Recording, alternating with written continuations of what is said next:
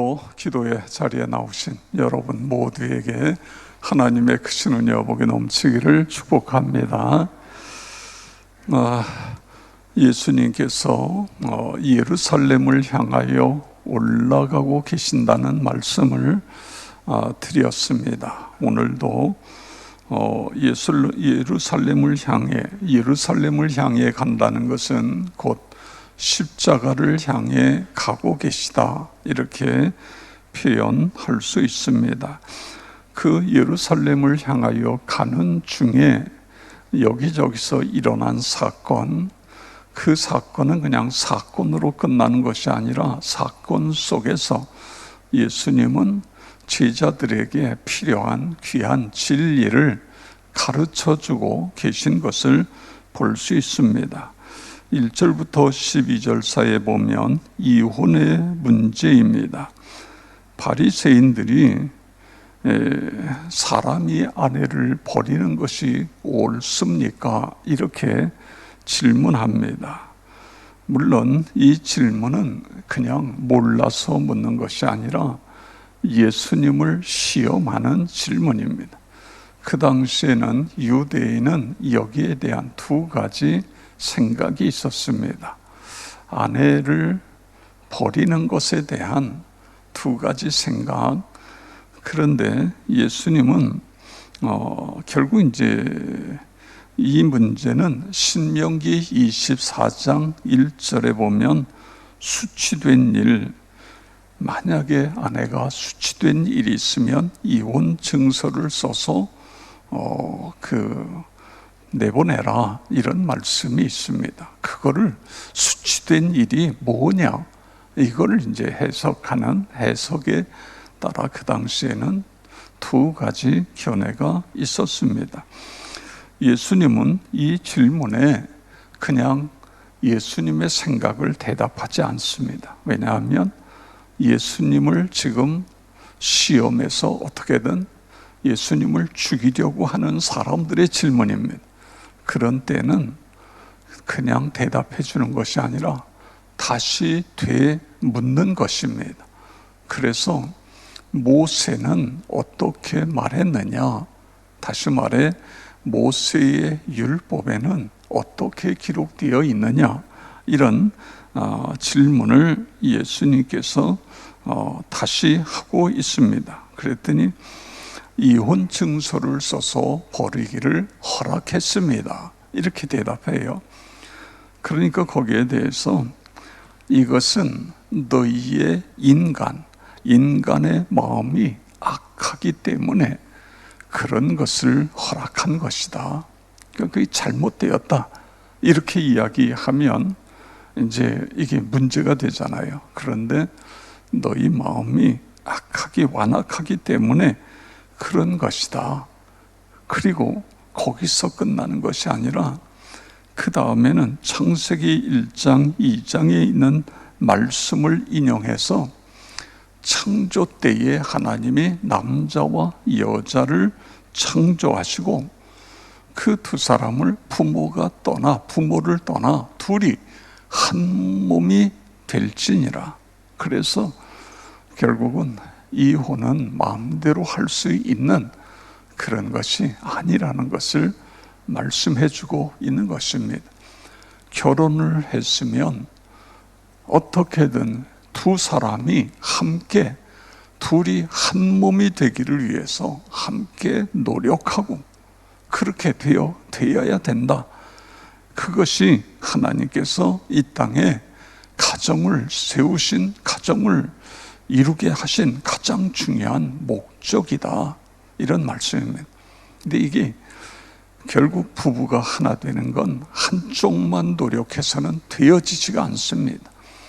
남자와 여자와 남자가 함께 노력할 때에, 그럴 때에 부부가 한 몸이 되어지는 것, 이것이 가정을 이 땅에 세우신 하나님의 목적이다. 그렇게 되어야 된다, 이런 말씀을 합니다. 근데 제자들이요, 다시 이 문제를 다시 질문을 하는 거예요. 그러니까 제자들도 그 당시 문화에 젖어 있었다, 이런 생각을 갖게 되어집니다. 그럼에도 이것은 진리다. 그렇습니다. 오늘날 우리 사회가 참 많이 복잡해지다 보니까 소위 동성애라는 문제가 지금 계속해서 이것 때문에 씨름을 하고 있습니다. 법으로 성소수자를 위한 이 법이 딱 제정되면 그 다음에는 우리 사회가 급속도로 성적인 타락이, 여러분 지금 뭐 N번 방이니 뭐니 이게 상상할 수 없는 일들이 지금 이루어지고 있잖아요. 우리 식구 중에 누구 하나가 이렇게 서로 교제하는 사람이 와보라고 그래서 같이 식사하자고 그래가지고 갔더니 이태원에 가서 식사를 하고 이렇게 쭉 설명을 하는데, 이게 동성애자들이 거기서 뭐 술 먹고 마시고 그리고는 둘이 어울려가지고, 이 동성애자는 신랑도 없고 신부도 없어요. 그냥 그날 눈이 맞으면 끌어들고 안고서 이런 데가 여기저기에 있다는 거예요.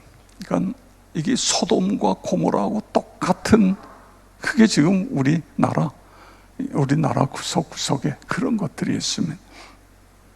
자, 우리는 기도하면서 결국은 가정이 건강하지 않으면 절대로 그 사회가 건강할 수 없습니다. 건강하지 않기 때문에 집을 뛰쳐나온 청소년들이 밤새도록 거리를 배회하는 거예요.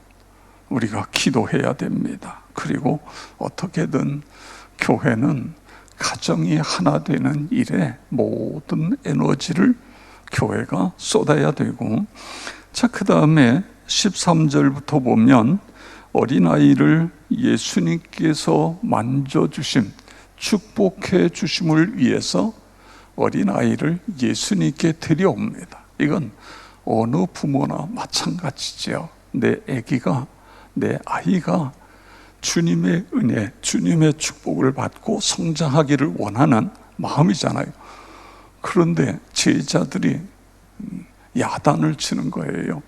왜냐하면 그 자리가 그냥 먹고 마시는 자리가 아니라 예수님께서 사람들에게 하나님의 말씀을 이야기하는데, 애기들이 오면 애기들이 가만히 있습니까? 울고 떠들고 장난하고 산만해지니까 왜 애기는 데리고 와서 이렇게 분위기에다 망치느냐고. 그런데요, 예수님이 제자들에게 잘했다 이럴 줄 알았는데 웬걸 제자들을 예수님께서 나무라고 계십니다. 어린아이가 내게 오는 걸 왜 너희들이 막느냐, 왜 금하느냐. 그러면서 이 어린아이에 대한 이야기를, 하나님의 나라가 이런 어린아이와 같은 자의 것이다. 하나님 나라를 어린아이와 같이 받들지 않으면 천국에 들어갈 수 없다. 그러면서 그 아이들을 다 품에 안으시고 기도해 주시는 그런 예수님의 모습을 볼 수 있습니다. 여러분, 이건 무슨 뜻이죠? 우리의 신앙이 어린아이처럼 순수해야 된다, 그겁니다. 단순해야 된다. 신앙생활은요, 복잡하면요, 신앙생활이 제대로 될 수가 없어요. 그러니까 우리가 성경이 말씀하고 있는 게 이게 아멘으로 내가 믿어지고 그 믿음을 갖고 매일매일 살아가는 것입니다. 하나님 말씀을 가지고 살아가는 거예요. 이게 축복이지요. 그렇습니다. 물론 우리가 말씀이 정말 그런가, 이게 정말 그런가 해서 살피고 연구하고 필요해요. 그러나 그렇게 하다가 이게 아멘이 되면 그 다음엔 그걸 그대로 받아들이는 것입니다. 그래서 이 어린아이의 어떤 단순성이나 순수성, 우리의 신앙이 그렇게 되어야 된다, 이런 진리를 깨닫게 됩니다. 그 다음에 17절부터 마지막까지 보면 어떤 청년이 예수님께 나와 선한 선생님이요, 내가 어떻게 영생을 얻어야 됩니까? 이런 질문을 해요. 자, 여기에 예수님을 향하여 선한 선생님이요. 그런데 예수님께서는 하나님 한 분 외에는 선한 이가 없다, 이렇게 이야기하십니다. 그러면 예수님은 선하지 않으신 분인가? 이런 질문을 하게 됩니다. 왜 예수님께서 이런 말씀을 하셨을까? 분명히 예수님도 죄가 없이 성령으로 잉태되어 이 세상에 오신 분입니다. 그분에게는 죄가 없어요. 그분은 선한 분이에요. 그런데 왜 나를 선하다 일컫느냐? 하나님 한 분 외에는 선한 자가 없다, 이렇게, 이거 도대체 무슨 말일까? 뭘 말씀하시려고 하는 것일까?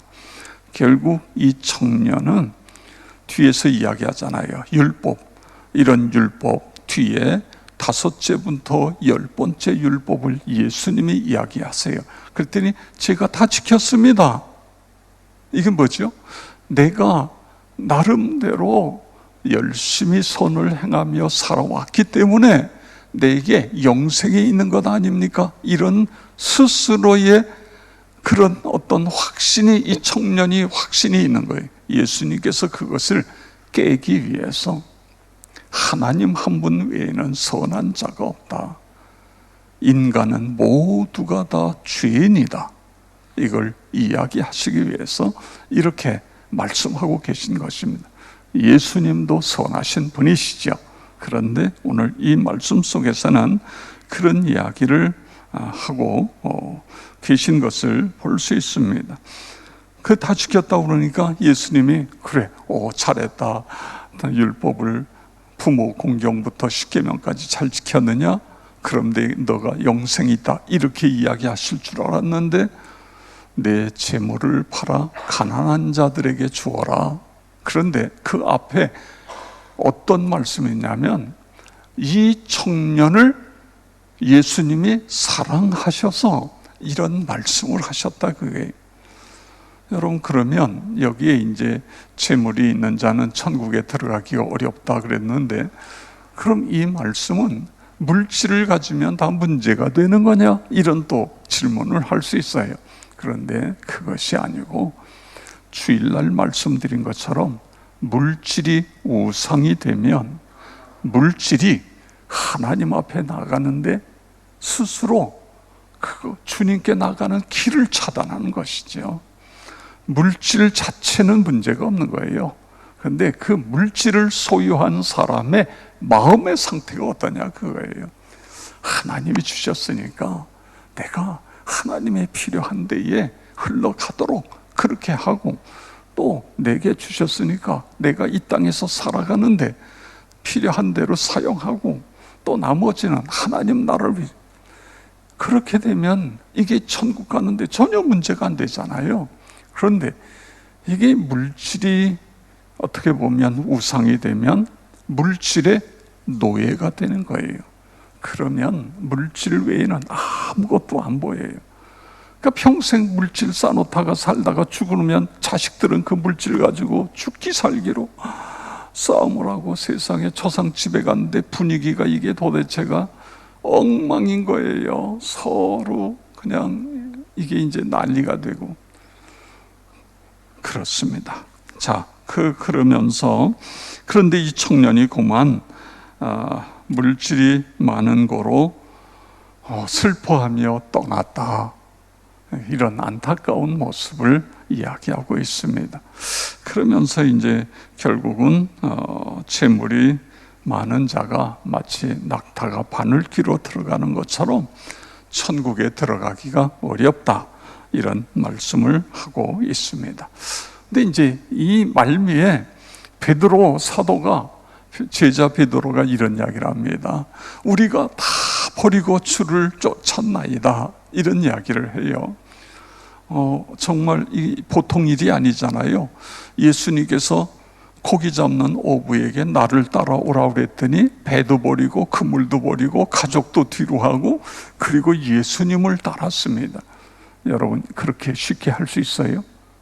예수님께서 여러분에게 나를 따르라, 내 제자가 되라 그랬을 때 다 버리고 예수님을 따를 수 있겠어요? 이거 보통 일이 아닙니다. 그래서 그 이야기를 해요. 그랬더니 예수님이 뭐라 그래요?